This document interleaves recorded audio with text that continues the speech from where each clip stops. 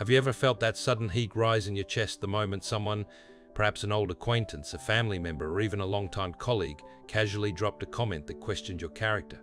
Maybe it was a sideways remark about your motives, a whispered rumor that reached your ears through a third party, or simply the look on someone's face that said they had you figured all wrong. In that instant, your mind raced. I need to set this straight. I need to explain. I need them to know the truth. Before you could stop yourself, words poured out. Details, context, timelines, reassurances, trying desperately to clear the air and reclaim your good name. And yet, somehow, the more you spoke, the less convinced they seemed. The room grew quieter in a different way. Eyes drifted. The very defense you mounted began to feel like an admission. If you've lived through enough of these moments, and most of us who have reached a certain age have, you recognize the pattern all too well. The more you defend your name, the smaller it sounds. That instinct to rush in and explain everything is one of the most natural human responses, and also one of the costliest mistakes we make in the social world we've spent decades navigating. The urge to clear ourselves springs from deep, ancient wiring. We fear being misjudged because misjudgment once carried real danger. Exclusion from the group meant vulnerability to the elements, to predators, to starvation. Reputation was survival. Today, that same alarm system fires when our identity feels attacked, even in subtle ways. A threat to how others see us triggers the fight or flight response in the brain, flooding us with adrenaline and cortisol, narrowing focus to one urgent task: protect the self. The ego steps forward like a guard at the gate, insisting we must correct the record immediately. We worry that silence will be read as guilt, that inaction will let the false narrative take root and spread. So we explain, we justify, we provide evidence, all in the hope that clarity will restore balance. But clarity delivered under pressure rarely restores, it often undermines. This creates what can be called the status paradox of defense. People who already hold high status, whether in a family, a community, or a professional circle, rarely rush to explain themselves when questioned. They don't need to. Their position is established through consistent action over time, and a single rumor or misunderstanding doesn't shake that foundation. When they do speak, it's brief, calm, and final. In contrast, those who feel their standing is precarious tend to over-clarify, over-detail, over-prove. The very act of mounting a vigorous defense signals insecurity. Others read it as doubt in one's own worth. Certainty, quiet and unshakable, feels far stronger than any justification, no matter how logical. After years of watching power dynamics play out in real relationships, you've likely noticed this. The person who stays unruffled while others scramble to explain themselves almost always emerges with more respect, not less. Defending yourself also falls straight into the attention trap. Every time you repeat the accusation, even to refute it, you keep it alive in the conversation. You give it oxygen. You say the rumor aloud again, putting it back into circulation. The more you talk about the misunderstanding, the more space it occupies in people's minds. Psychology has long observed that what we resist emotionally, we often reinforce socially. By engaging directly with the false narrative, you inadvertently amplify it. Others start associating you with the very issue you're trying to erase.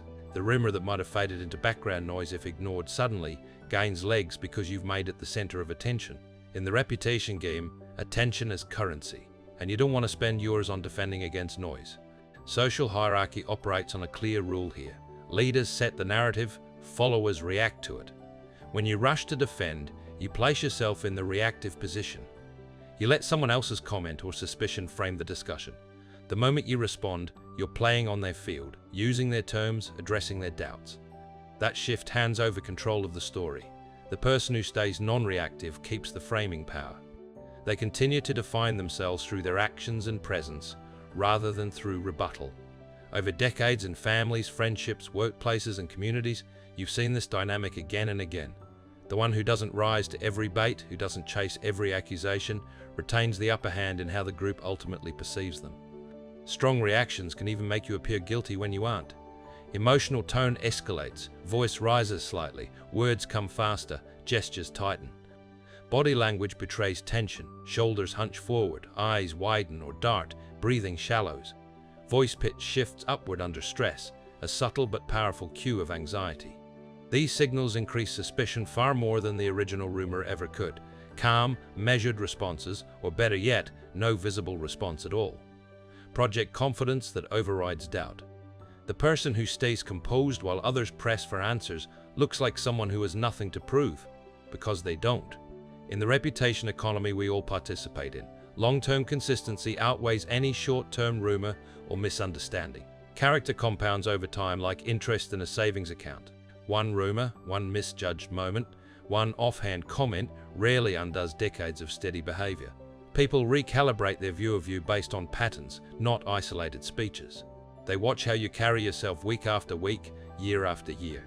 They notice whether you show up reliably, whether your word holds, whether your actions align with your values. A single defense, no matter how eloquent, can't compete with that slow accumulation of evidence. Reputation is built far more effectively in silence and consistency than in argument and explanation. There's a crucial distinction between strategic silence and passive silence. Strategic silence is calm, deliberate, confident. An active choice to let your presence and track record speak instead of your words. It says, without speaking, I know who I am, and I trust time to show it. Passive silence is fearful, withdrawn, avoidant, an attempt to disappear from the conversation out of anxiety. One preserves dignity and authority, the other signals defeat. The key is controlling the energy around the moment. Stay steady in posture and gaze. Keep your breathing even. Let your face remain neutral rather than tight or pleading. That quiet command of self does more to protect your name than any rebuttal. Of course, there are times when speaking is necessary and wise. Legal matters that require formal response. Leadership positions where your silence could be read as endorsement or negligence. Direct accusations in formal settings. Board meetings, family mediations, community disputes, where addressing the issue head-on maintains clarity and responsibility. In those cases, speak clearly, briefly, factually, without emotion or over-explanation. The goal is correction, not defense. Knowing when to speak and when to stay silent is part of the wisdom that comes with age. The power move is the controlled response, brief clarification delivered without emotional overtones, without repetition, without inviting debate. State the truth plainly once. That's not accurate. Then move on. Change the subject. Shift focus back to the present moment or the larger purpose. No follow-up paragraphs. No circling back later to make sure they got it. Speak once and let the statement stand on its own strength. This approach reclaims narrative control without appearing reactive. Underneath it all lies emotional discipline. Tolerate temporary misunderstanding without panic. Resist the powerful urge to correct every misperception the instant it appears.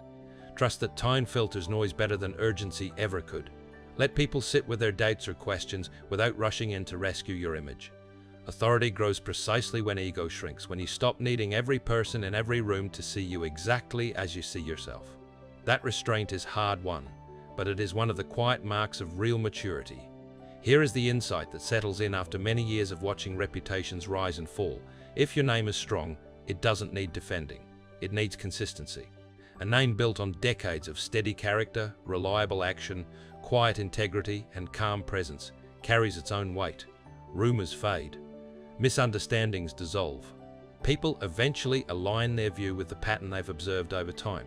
You don't have to prove your worth in every conversation. You've already proven it through the life you've lived.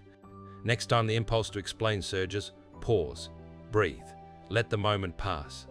Trust the long arc of who you are to do the talking, because the strongest names aren't shouted into clarity, they're lived into respect.